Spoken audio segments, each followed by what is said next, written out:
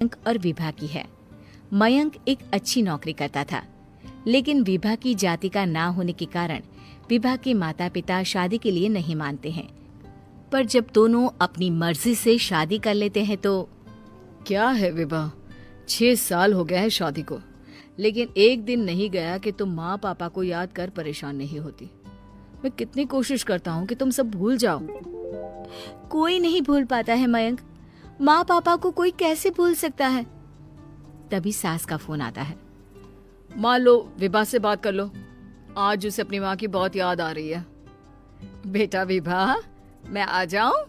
हम दोनों चलेंगे तेरे माँ पापा के पास। बोलो। ना माँ जी, वो आप लोगों को कुछ बोलेंगे तो मुझे और भी बुरा लगेगा। आखिर आप भी मेरी माँ ही तो हैं। अरे सुन लेंगे ना यार, कोई बात नहीं, बोलेंगे ही ना। चलो माँ, मैं फोन रख रहा हूँ। वो क्या है ना, आज विभा को लेकर डॉक्टर के पास जाना है। बहुत दिनों से इसके सर पर लगातार दर्द हो रहा है। अरे हाँ हाँ, ले जा बेटा, सर दर्द को हल्के में नहीं लेना चाहिए। वैसे भी ना बहू सोचती बहुत है।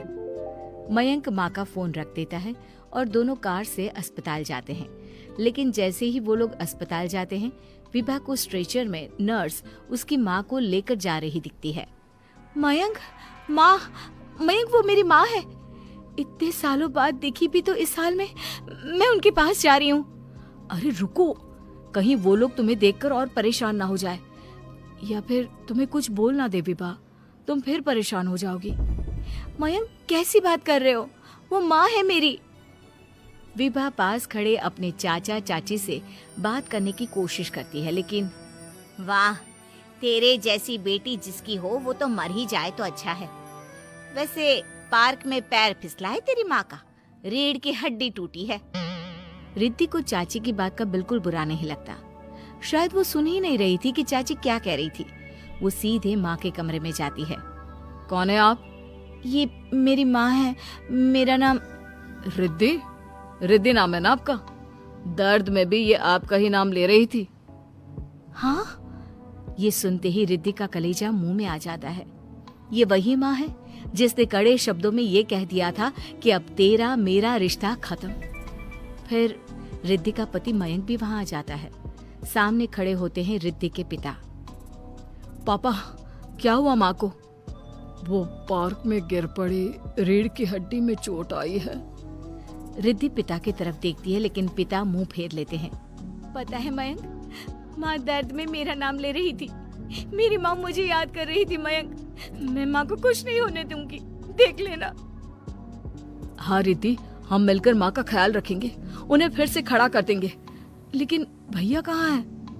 रिद्धि पिता के सामने जाकर खड़ी हो जाती है। पापा, भैया कहाँ है? वो अमेरिका में है, वो नहीं आ पाएगा। रिद्धि फिर माँ की ओर ध्यान कर लेती है। उस पूरी रात रिद्धि माँ को देखती खड़ी रहती है। पिता मन ही मन सोचते हैं, जब इतना ही प्यार था तो क्यों चली गई किसी एक अजनबी के लिए हम सभी को छोड़कर।